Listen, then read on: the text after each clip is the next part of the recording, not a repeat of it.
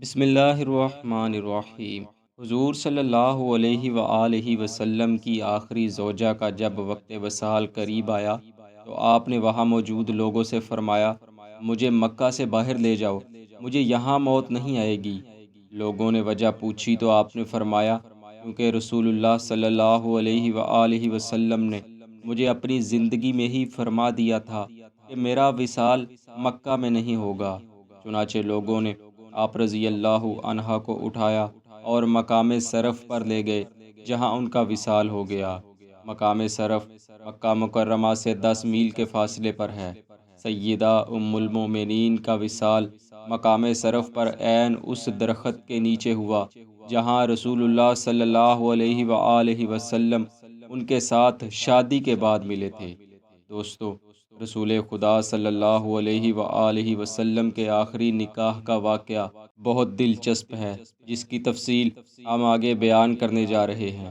حضور صلی اللہ علیہ وآلہ وسلم کی آخری زوجہ کا پہلا نام برہ تھا اور ان کا تعلق قبیلہ قریش سے تھا، مگر رسول خدا صلی اللہ علیہ وآلہ وسلم نے آپ کا نام تبدیل کر کے میمونہ رکھا، اور یوں آپ محبوب خدا کے نکاح میں آنے کے بعد ام المؤمنین حضرت میمونہ رضی اللہ عنہا کے نام سے مشہور و معروف ہیں۔ آپ کی ولادت بعثت سے 18 سال اور ہجرت سے 30 سال قبل مکہ مکرمہ میں ہوئی۔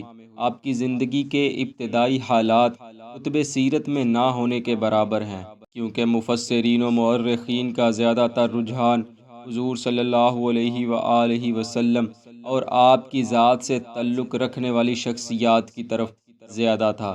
یہی وجہ ہے سیدہ میمونہ کے ابتدائی حالات کا مستند حوالوں کے ساتھ تذکرہ کرنا ناممکنات میں سے ہے۔ تاہم تاریخ میں یہ ضرور محفوظ ہے کہ آپ کی پہلی شادی مسعود بن عمرو سے ہوئی تھی، جو کہ کسی وجہ سے علیحدگی ہو گئی، جس کے بعد آپ نے دوسری شادی ابو رحم بن عبد العزا سے کی۔ ابو رحم بھی 7 ہجری کو وفات پا گیا اور 7 ہجری میں ہی آپ کو ام المومنین ہونے کا اعزاز حاصل ہو گیا۔ حضور نبی کریم صلی اللہ علیہ وسلم سے آپ کے نکاح کی تفصیل کچھ یوں ہے کہ سن 7 ہجری میں جب رسول کریم صلی اللہ علیہ وآلہ وسلم عمرۃ القضاء کی ادائیگی کے لیے مکہ مکرمہ تشریف لائے تو آپ کے ہمراہ صحابہ کرام کی ایک کثیر تعداد تھی۔ عمرۃ القضاء اس عمرہ کو کہتے ہیں کہ جس سال حضور صلح حدیبیہ کی وجہ سے عمرہ کیے بغیر واپس چلے گئے تھے اور اگلے سال عمرہ کے لیے تشریف لائے تھے، بس وہ عمرہ جو حضور صلی اللہ علیہ وآلہ وسلم نے ادا فرمایا اس کا نام عمرۃ القضاء ہو گیا۔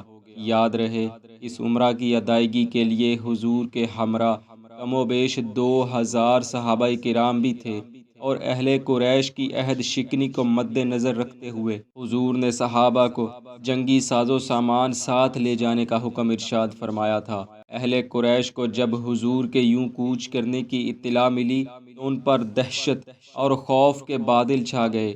اللہ کے نبی کے رعب و دبدبے کا یہ عالم تھا کہ اہل قریش کے ہر گھر میں حضور کے یوں کوچ کرنے کی خبر پہلے ہی پھیل چکی تھی، جس کی وجہ سے گھروں میں موجود عورتیں جب بھی آپس میں ملتی تو ان کا موضوع بحث صرف حضور صلی اللہ علیہ وآلہ وسلم کی ذات اقدس ہی ہوتی۔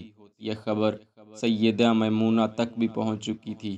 حضور صلی اللہ علیہ وآلہ وسلم کی باروب شخصیت اور مسلمانوں کے اہل مکہ پر خوف کو دیکھتے ہوئے سیدہ میمونہ کے دل میں حضور کے لیے ایک انجانی سی محبت اور قلبی لگاؤ پیدا ہو گیا۔ آپ نے اپنے اس دلی لگاؤ کی کیفیت اپنی بہن ام الفضل لبابہ بنت حارث سے بیان کی۔ لبابہ بنت حارث جو کہ رشتہ میں حضور صلی اللہ علیہ وآلہ وسلم کی چچی لگتی تھی، انہوں نے سیدہ میمونہ کے دل کا تمام حال اپنے شوہر حضرت عباس بن عبد المطلب سے بیان کر دیا اور کہنے لگی کہ آپ حضور صلی اللہ علیہ وآلہ وسلم کے سامنے میمونہ کے ساتھ نکاح کی درخواست پیش کریں۔ بس حضرت عباس حضور کے سامنے پیش ہوئے اور سیدہ میمونہ کا تمام حال بیان کر دیا۔ رحمت دو عالم صلی اللہ علیہ وآلہ وسلم نے اسے قبول فرمایا، اور منقول ہے جب سیدہ میمونہ کو رسول اللہ صلی اللہ علیہ وآلہ وسلم کی جانب سے نکاح کا پیغام پہنچایا گیا تو اس وقت آپ اونٹ پر سوار تھی۔ یہ پیغام سنتے ہی آپ کی خوشی کی انتہا نہ رہی اور آپ نے فرمایا، اونٹ اور اس کا سوار ان کے خدا اور ان کے رسول کی یاد میں ہے۔ احادیث میں ہے کہ اسی موقع پر قرآن پاک کی سورہ الاحزاب کی آیت نمبر 50 بھی نازل فرمائی گئی۔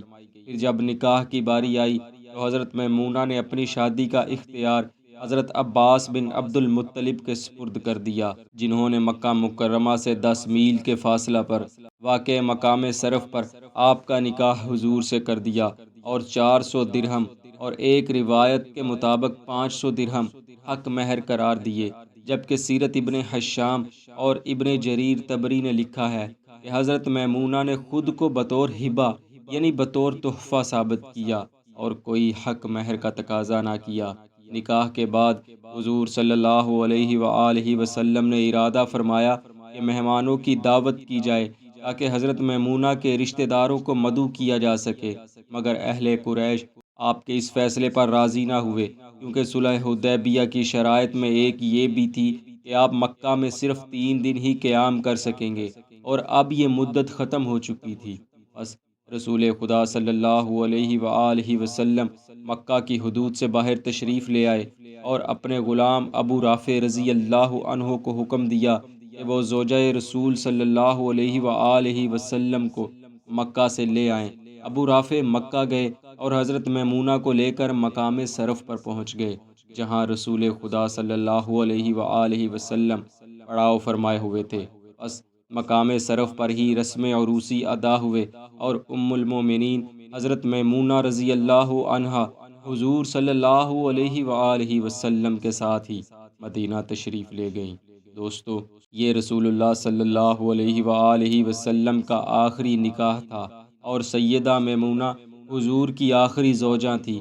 ان کے بعد حضور نے کوئی نکاح نہ فرمایا۔ حضرت میمونہ سے 46 احادیث روایت کی جاتی ہیں۔ آپ کے کردار با کمال کی مثال اور کیا ہوگی کہ سیدہ ام المؤمنین حضرت عائشہ رضی اللہ عنہا نے آپ کے بارے فرمایا، میمونہ اللہ سے بہت ڈرتی اور صلہ رحمی کرتی تھی۔ مکہ مکرمہ میں اسی مقام صرف پر آپ کا وصال ہوا، جہاں شادی کے بعد آپ حضور صلی اللہ علیہ وآلہ وسلم کے ساتھ ملی تھی۔